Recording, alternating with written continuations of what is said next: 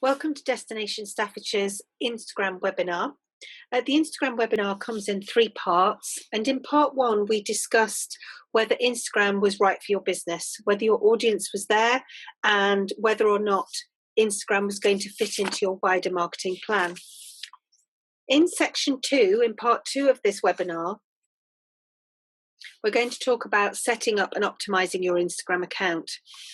This really is for those of you who are yet to set up an Instagram at all, but for those of you who have set up an Instagram but maybe aren't using it yet, or you haven't found it's worked particularly well, or you're having trouble with any part of that setup, then it might well be worth having a listen to this particular webinar.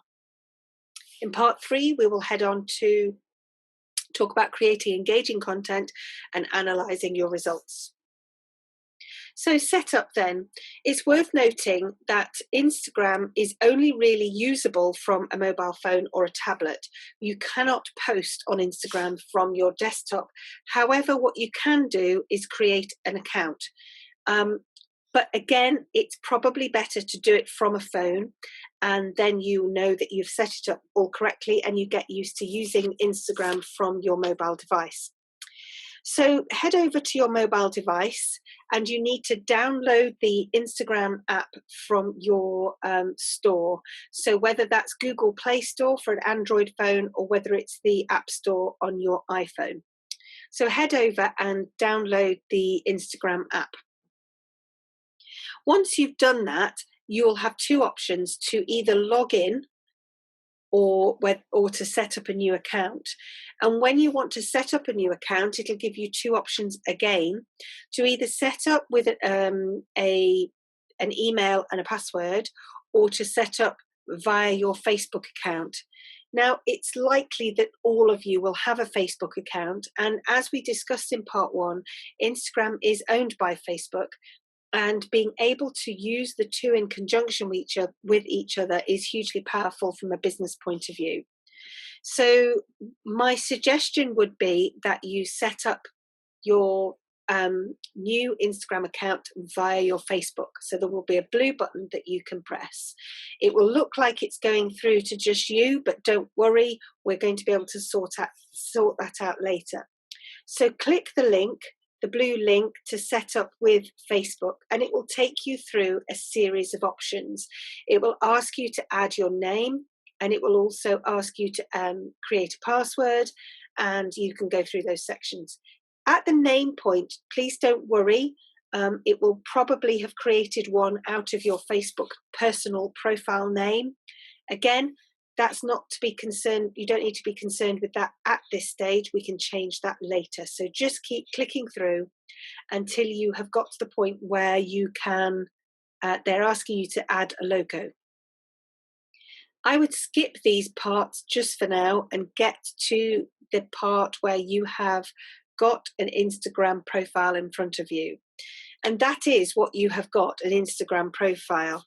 So the first thing it's worth noting before I move on is if you have set up your Instagram via your Facebook profile, it's really important that you use the same email address, because Facebook, or rather Instagram, won't recognize or won't be able to link to your Facebook page unless the email you use matches the email that you have used to set up your Facebook profile. Now, this can sometimes be problematic. For many of us, our Facebook profiles were set up a long time ago with email addresses that have long been forgotten or have ceased to be used. And you may well not want to use that email address for Instagram. So what I would suggest is to first head over to your Facebook profile and change your email address there. You can do that in your settings. So if you have got a super old email address that you originally set up your Facebook, set it up with a more up-to-date email address, or change the settings, and then go through this Instagram setup process, because this just makes life so much easier when you later want to link up to your Facebook account. So we've now got to the stage where you are staring at your new Instagram account and you have a profile yet to fill in and you have lots of empty spaces.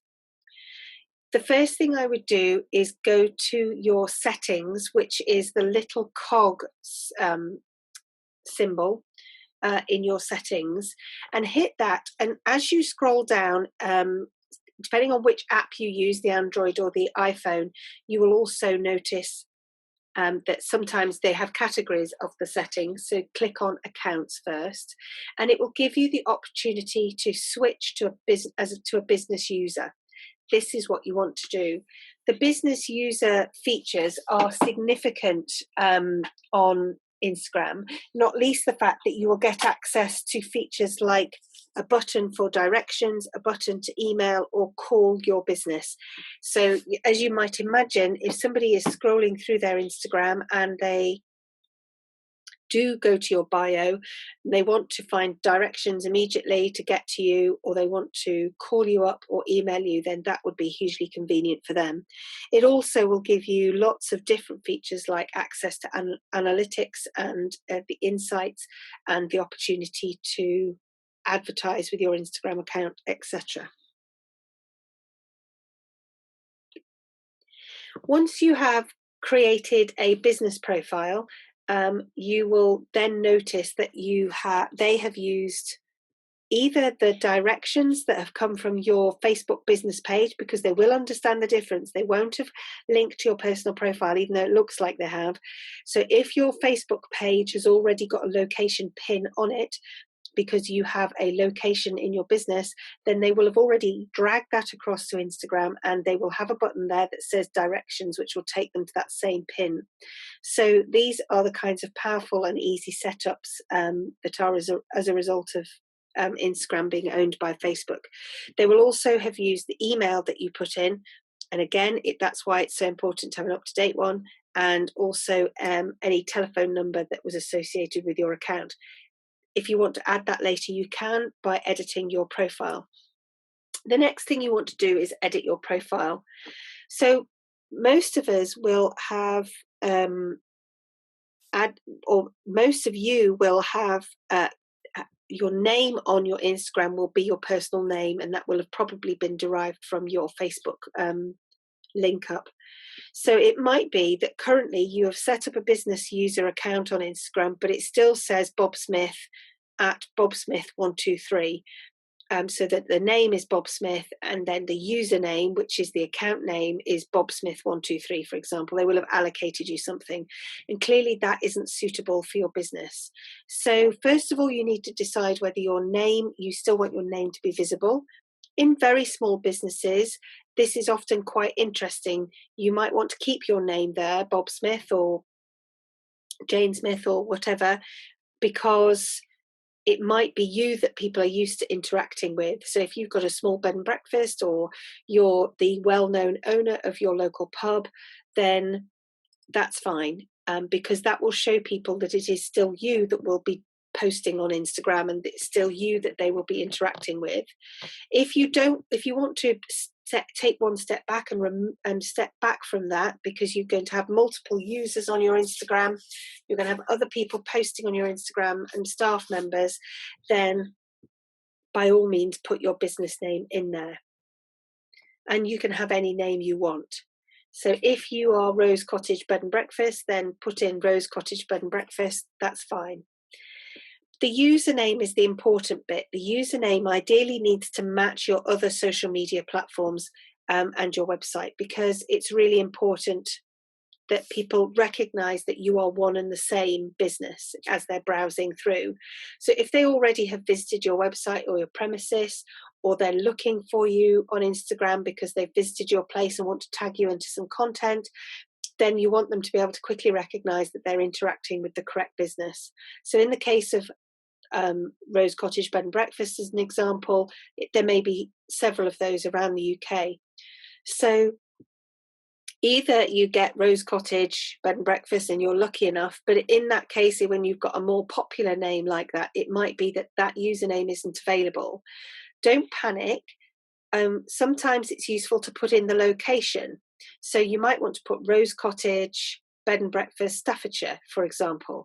This will differentiate you from the other rose cottages to help your audience be sure that they're interacting with the right location and the right business, but also it won't differentiate itself too differently from your Facebook account, for example, if that's called Rose Cottage Bed and Breakfast. So try and match them up so that it's easy to use and also easy to remember, so that when you're interacting with your customers, you can say, yeah, go and find us on Instagram, we're Rose Cottage Staffordshire, and that will help them. So you want it to be as user-friendly as possible. At that point, then you also need to, so we've talked about choosing your username, you also need to add an image, a profile image or a logo. Now, again, unless your business is absolutely anchored in you as a personality, and you are at the center of your business and you are the recognizable thing in that business, by all means, put your own face. But in most cases, it's important to put a logo. Again, because this profile picture is so small and everybody is using Instagram on their mobiles only, then something like a picture of your Rose Cottage Bed and Breakfast will just look like a vague building with green trees around it, and it won't be easy for people to recognize as they browse through. So you need to have a logo there so that people can quickly pick up, yes, that's one and the same business, that's the same as the website, that's the same as the sign I saw outside the pub or the bed and breakfast, and that's the same as I've seen on my emails from them, and that's the same as their Facebook page. And it just means that you're easily recognizable as they're browsing through their newsfeed, and they will notice your logo and think, oh, that's a bit of content from that business that I already follow. So in that case, it would be important to add a logo if possible.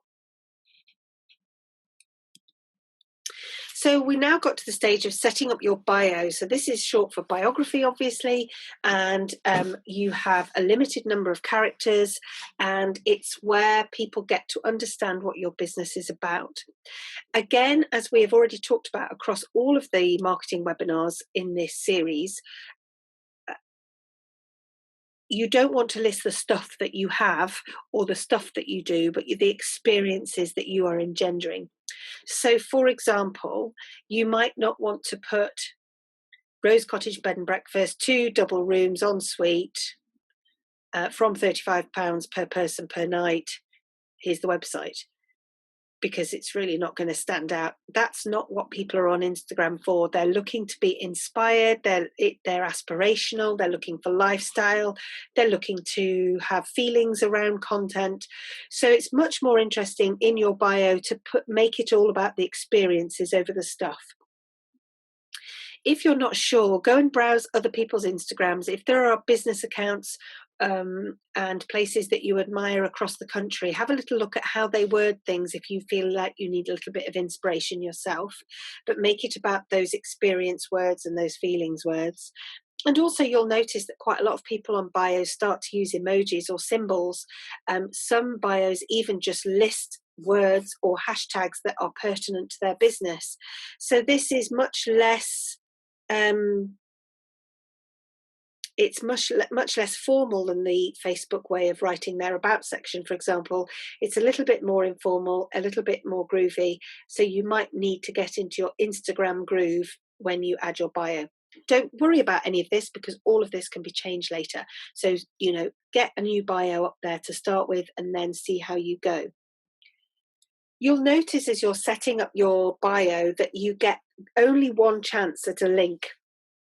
So on Instagram, they only give you one link, and that link needs to be the most important link that you have in your business to take your users and your audience on their customer journey through to the place to book, or the place to download, or the place to sign up to your email, whatever your most important business outcome is.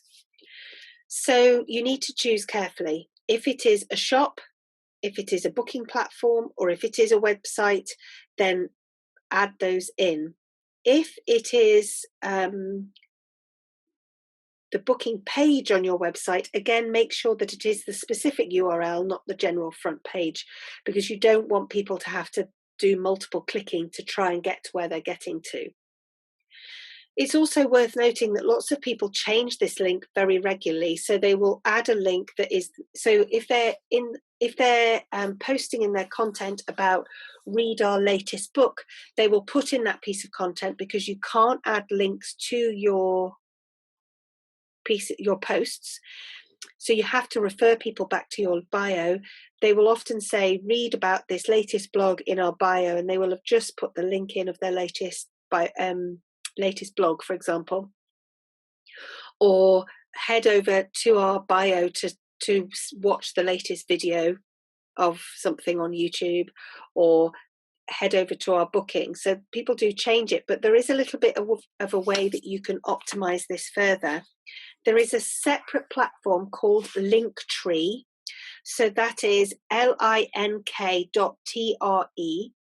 and Linktree gives you the opportunity to have a single link on your bio, but that then opens up to multiple different links to different areas of your business. This is a free service, and you can pay for an upgraded service if you wanted to add particular logos or color to that. So you might want to consider that. So if you head over to your desktop, look up Linktree, and then you could add in multiple links. So that might be sign up to our email, enter our competition, visit our booking platform, head over to our gallery page to look at our bedrooms. So there might be multiple different places that you would like to be able to take your audience at any given time. This gives you certain freedom, and it means it's easier. You don't have to keep changing your bio link, so that as and when you're posting content later on, if that content is pertinent to booking the room this weekend, then you can say head to our bio and click the booking button. Or if your piece of content is about a new competition that you've launched, then you can again say head over to our bio and hit the competition link. So it gives people different options. So that's another way to optimize your bio.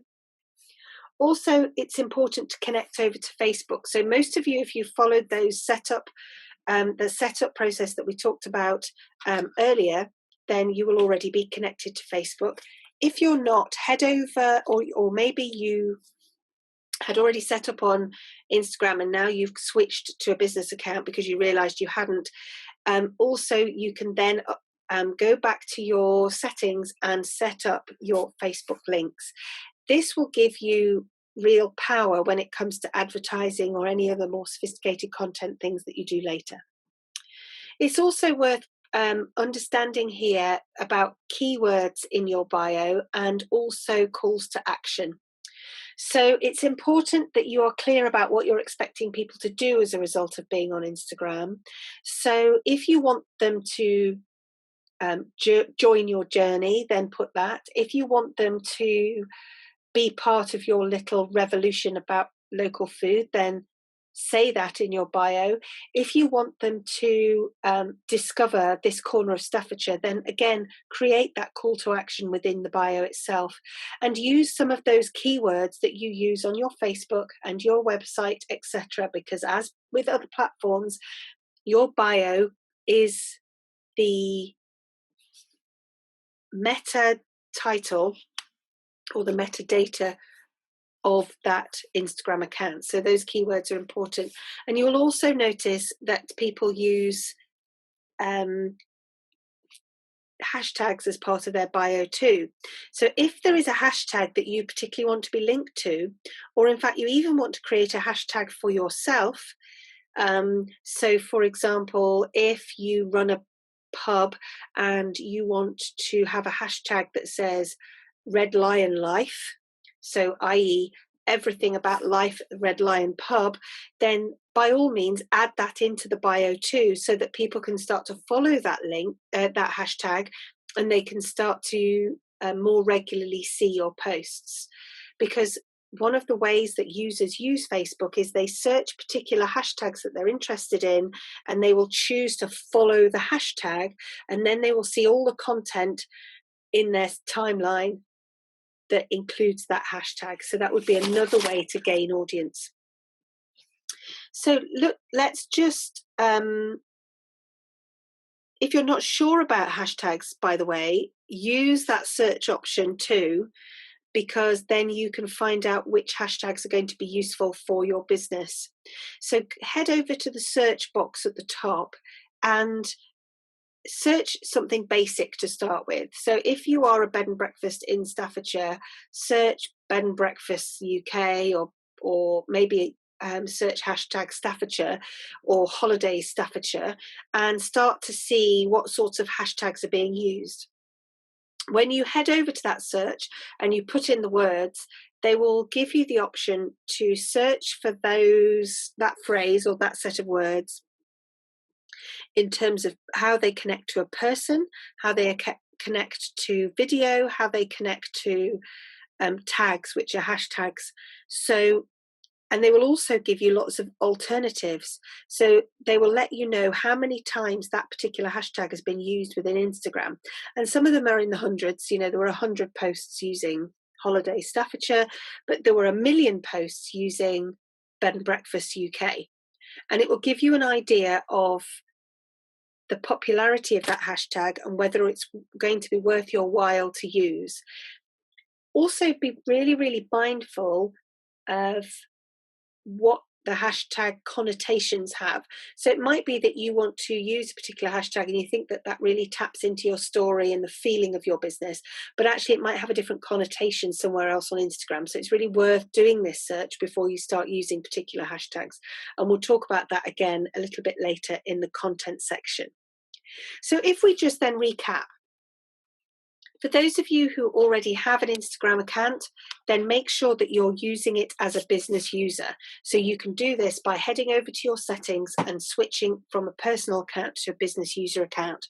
This gives you access to all the maximum features and benefits of a business account from Instagram, including directions buttons, email buttons, calls,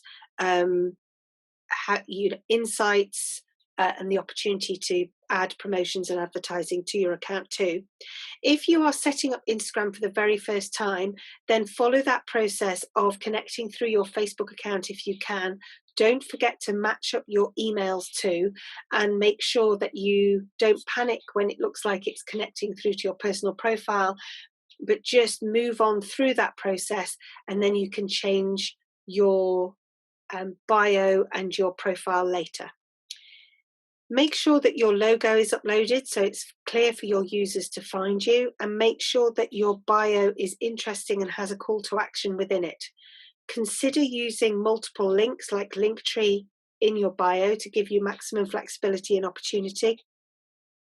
And also make sure that your username matches those of your other platforms so that you are easily recognizable. And then start to have a little play through with searching hashtags to find out what you're going to begin to use as part of your Instagram posting journey. So I hope that that's been useful. Thank you for listening to this part 2 of our Instagram for Small Business. And we're now heading over to Instagram part 3 to find out about how to post engaging and good quality content.